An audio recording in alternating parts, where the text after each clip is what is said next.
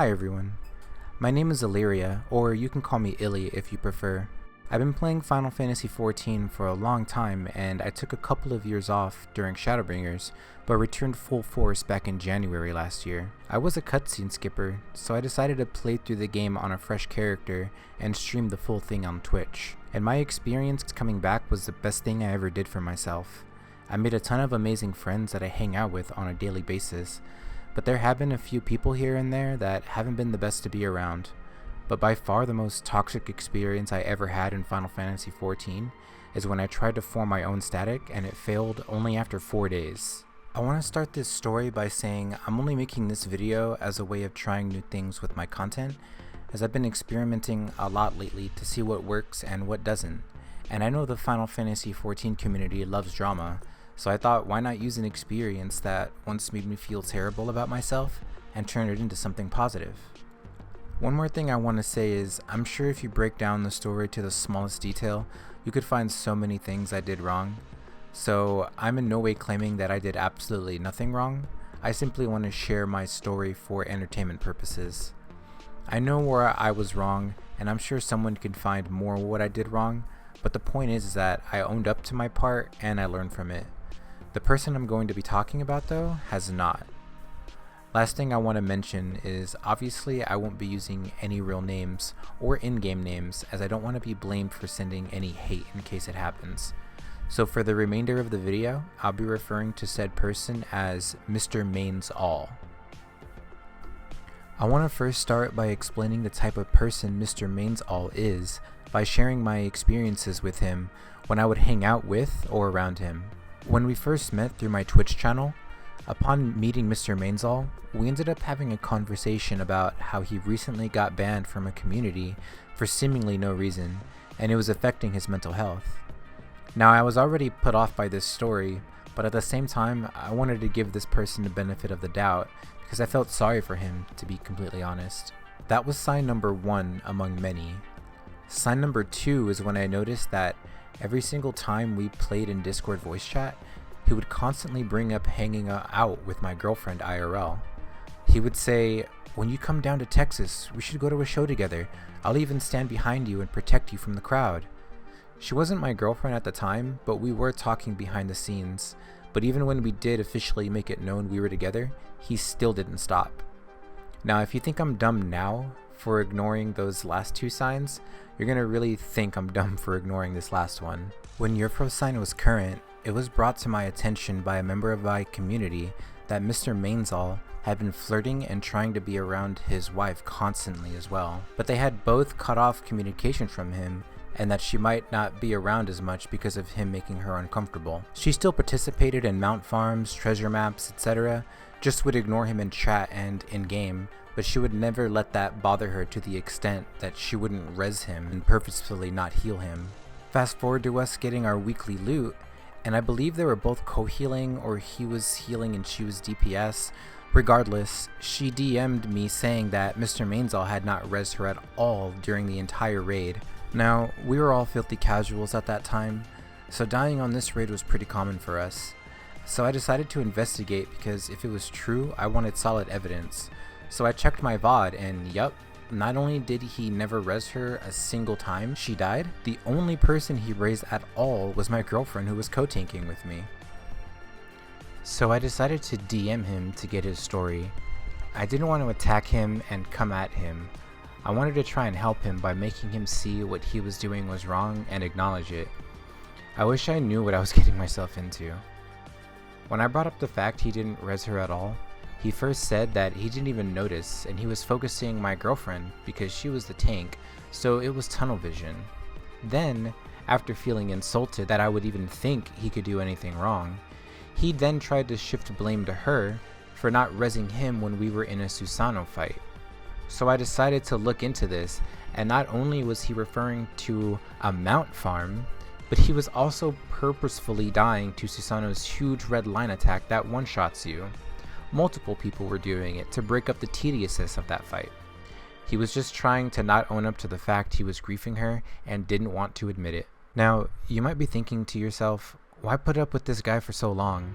I would have banned this guy a long time ago. And truth is, I wanted to for a long time. I saw all the signs and knew the type of person he was, but it seemed like I was the only one in my group that got that vibe. Everyone else loved being around him. I would never call him out for anything, so I figured I guess I'm the only one here. I tried keeping him around more so for everyone else. If I had banned him, I was basically banning someone everyone else liked except me, and I didn't want to feel like a bad guy for that. You also might be asking yourself, why do I call him Mr. Mainsall? Well, I don't have a good segue for that, but the reason why I call him Mr. Mainsall is because every time a girl would play the same job as him, he would always say, "Ooh, fellow white mage, ooh, fellow dragoon main, ooh, fellow dark knight main." And when I called him out for that, and said that that's not maining, that's called flexing, his response was, "Yeah, I main flex." I'll let you ponder the stupidity of that statement for a second. I'm pretty sure him saying he mains everything is just his way of justifying getting closer to every girl he has a crush on. He would also argue against everything I said in voice chat. If I died in a trial, he would be quick to make fun of me and call it out. But I would play along because honestly, friends mess with each other like that sometimes. The problem became when I would do it back to him, and he would hurl insults back at me, saying I'm a bad tank and whatnot. And sure, at that time I wasn't the best, but even then, I was leaps beyond his skill level, and I knew it. But I never let that skill get to my head, because even though I'm a lot better now than I was back then, I still die plenty of times, even with all the raiding experience I've gathered. Now this is where the static drama comes in. I love difficult content in games. I love the Souls games, Kingdom Hearts level 1. I even beat Kingdom Hearts 1 and 2 using a freaking guitar. I'm no stranger to dying 50,000 times until you finally clear the boss. Deaths in games do not faze me anymore. So I decided to start a static that would focus on getting through all the content I missed through ARR to Shadowbringers at minimum item level no echo, to kind of mimic when each fight was current. I made it known that I wanted to be a shot caller, and I didn't want to use guides because I also wanted to try and blind prog, but I also didn't prevent anyone else from using them if they wanted to, just not to tell me the answer. I was doing this for experience, and eventually I wanted to have a static that would do day 1 content. That was my goal, and I made it known. I also made it clear that we needed to be objective and understanding. If someone is calling out someone for making a mistake, we shouldn't take it as an insult, me included. We're all trying to clear, and arguing who's right and who's wrong isn't going to solve anything. Every fight prior to this one was going so well, and then we made it to Tuntania. You can probably guess which mechanic is the one that got us to break up. So we get to the dive ball mechanic, and we actually got past it without using the guide strats. Not cleanly, but we did. And we'd res everyone who did die before the next mech was even ready. After that prog, I decided it was fine to look up a guide for that part, because I could feel everyone getting stressed and the dying was getting to a couple of them. So we did the guide strat, and even though we knew what to do, some people still died. But can you guess who died more than anyone else? I tried very hard to kindly ask him what we can do to help him understand how to dodge the dive bombs, or if he wasn't understanding anything, he could just ask us questions. And instead of being productive, he doubled down and actually tried saying that we should replace me as the raid lead because I was a bad raid leader. Keep in mind, we had only been doing this for about 4 days. It was just as much a new experience for me as it was for them. And to be told that I was the problem when at every instance he was the one dying most, it really got to me. We ended up having an argument in voice chat about who was wrong, and I'll admit, I got pretty heated. I got heated because I did not understand how anyone in our group couldn't see him for what he truly was, and how everyone was quiet when I felt he was mistreating me blatantly. But I toughened it out because I have a community to think of. Then I wake up the next day, and not only did he ping the group and write a paragraph-long message about leaving the static in the channel for everyone to see, but he also blamed me for everything that went wrong. Now, I knew I shouldn't have yelled, and that probably made some people uncomfortable, but what hurt more was feeling like I put up with this person for so long for everyone, gave him multiple chances to be a better person, and he calls me out like that in front of everyone. It really got to my head, especially when no one in the group defended me, or at the very least called him out on his bullshit as well. At that point, I decided to end the static. I couldn't handle feeling like I had failed at something. I also didn't want to potentially lose other friends in the static. It was just too much. After all of that, I still kept them around, but that didn't last long. Eventually, I had opened up to everyone involved and how the failure of the static messed with my head and made my depression all the worse because no one openly opposed what Mr. Mainsall was saying. It wasn't until I opened up where those individuals finally agreed that he was in the wrong as well. Despite that, and him finally admitting his fault, who am I kidding? He only admitted fault because at that point, it was about 8 of us telling him. But despite that, he never changed. He still argued with me and opposed just about everything I said, still flirted with my girlfriend when I was around, and was still being creepy and desperate toward anyone he was attracted to. It wasn't until after all of that I finally decided to cut him off. I wrote a message to him explaining why I was kicking him out, banning him, and how I didn't appreciate all the stuff he put me through, despite me doing my best to be a good friend to him.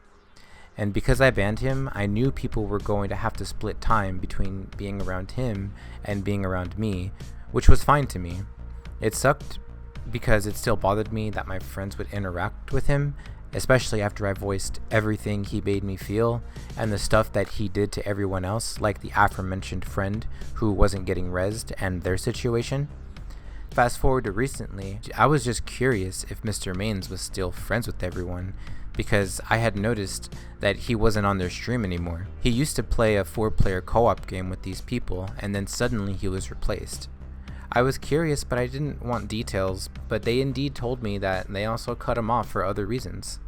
I don't know what the story was as I asked to not have details, but I'm not at all surprised. I'm honestly just surprised it took them this long. If you made it to the end of this video, thank you so much for watching. This is something really new for me, and I was really nervous to do this, but I figured I would give it a shot. I might do a couple more videos like this if they do well enough, so if you like this type of content, please drop a like on the video, it'll really help me out. We also just passed 400 subscribers and we're on the road to getting to 500. I want to thank you all for getting me here, whether you watched me for the 14 content, the Kingdom Hearts content, or the reaction content. Anything you do to support me means the world. I want to end this video by saying, please remember to take care of yourselves, and remember not to sacrifice your mental health on trash people. You are worth way more than you think, and you deserve better. Thank you so much for watching, and I hope to see you again in the next one. Peace!